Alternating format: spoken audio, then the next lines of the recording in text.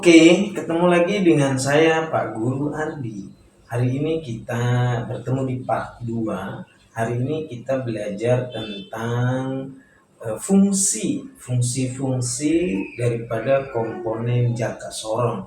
Yang mana alat ukur jangka sorong yang saya gunakan adalah dengan ketelitian 0,02 dan 0,05 mm, di mana kita akan belajar tentang apa saja fungsi pada komponen-komponen alat ukur jangka sorong, terutama adalah yang telah kita pelajari di part 1. Part 2 ini kita belajar tentang fungsi penggunaan terutama rahang ukur ya sama ekor ukur. Penasaran bagaimana caranya? Mari kita lihat di video cara pengukurannya. Thank you. Oke, kembali lagi di part 2 ya, episode 2. Di sini kita akan belajar tentang cara penggunaan atau pengukuran alat ukur jangka sorong, menggunakan alat ukur jangka sorong dengan ketelitian 0,02 yang ini, dan ini adalah 0,05 ya. 0,05 sama ketelitian 0,02 mili, satuannya sama-sama mili. Oke, kita akan coba pakai yang 0,05. Cara pengukuran atau teknis pengukuran. Di sini ada suatu benda. Di sini ada benda tabung ya. Jadi berbentuk bulat, lingkaran. Di sini nanti kita akan ukur kedalamannya berapa. Kedalaman daripada ruang tabung ini. Terus diameter luar sama diameter dalam. Karena di sini kalau teman-teman lihat di sini ada skatnya ya. Jadi ada diameter dalam dan juga ada diameter luar. Nah, itu ya. Kelihatan ya. Sisinya di sini. Ini diameternya, ketebalannya. Oke, yang pertama kita pakai fungsi kegunaan daripada yang sudah di part 1 ya, tentang rahang bawah untuk mengukur diameter luar. Kita pakai ya. Jadi cara penggunaannya kita ukur diameter luar. Diameter luar tuh ini bagian luarnya ya, diameter bagian luar kita ukur. Caranya seperti yang di part 1, cara pegangnya adalah jari yang 4 ada di skala utama dan ibu jari ada di penggeser daripada jangka sorong. Oke, kita lakukan pengukuran diameter luar. Nah, ini pengukuran diameter luar.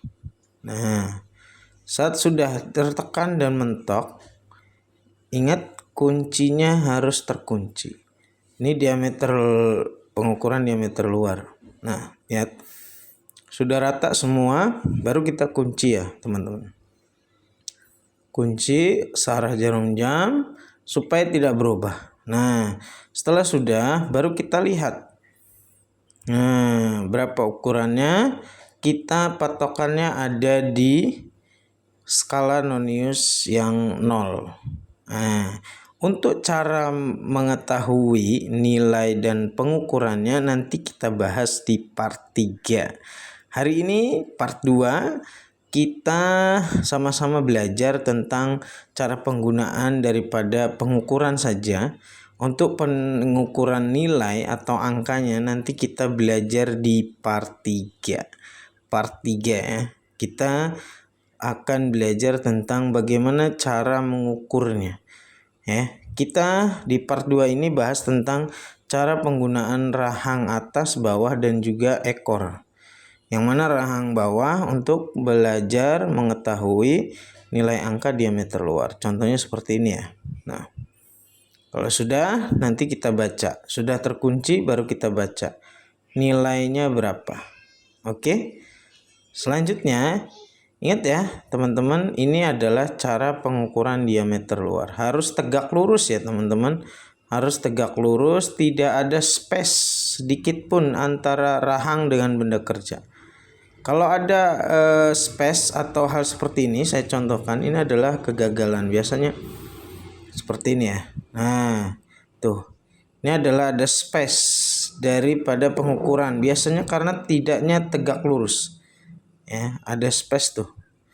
Ya, nih. Jadi benda kerjanya tidak lurus, ini akan lari. Nggak sesuai sama yang kita lurusin. Nah, Oke, yang kedua adalah kita akan belajar tentang bagaimana cara penggunaan daripada rahang atas. Ini rahang atas. Rahang atas ini berfungsi untuk mengetahui atau mengukur benda kerja diameter dalam. Diameter dalam. Nah, seperti ini.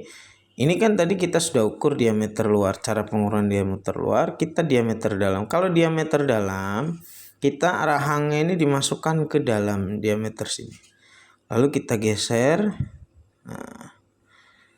Nah, seperti ini. Mohon maaf ya, ini benda kerjanya bening warnanya, jadi agak kurang ini ya, jelas ya. Next kita akan di sesi pengukuran nanti akan saya siapkan benda kerja yang warnanya tidak bening ya, supaya teman-teman semua dapat belajar dengan jelas.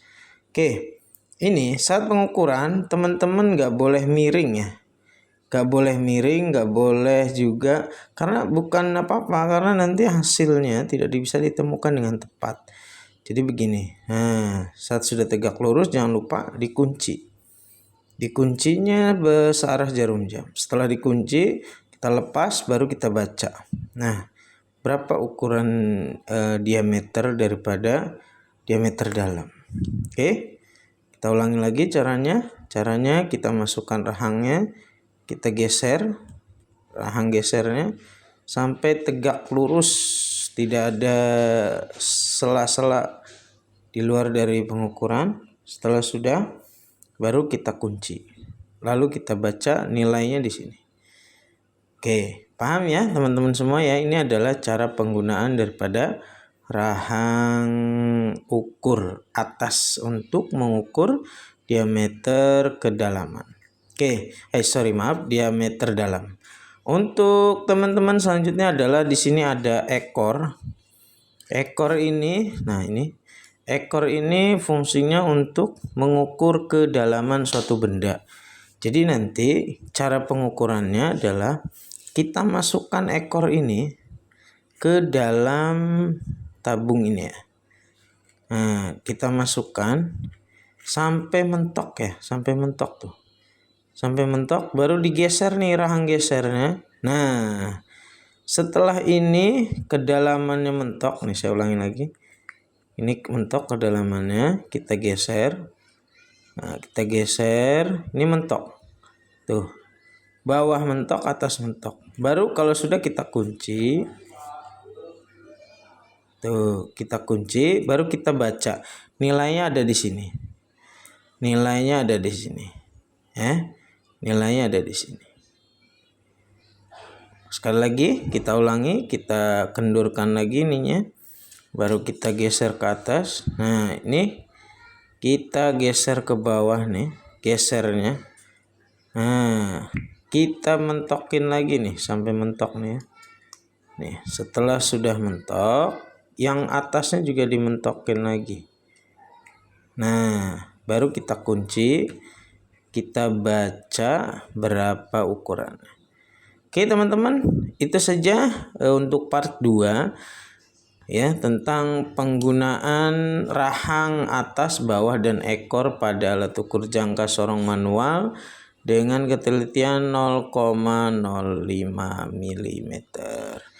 Untuk cara pengukuran nanti kita pakai di part 3 ya. Di part 3 bagaimana sih cara menghitung daripada pengukuran. Kayak tadi kita mengukur diameter luar berapa, bagaimana caranya gitu kan ya. Kita nanti next di part 3 ya. Di part 3 nanti kita akan ke sana. Oke, terima kasih. Salam sejahtera. Saling belajar.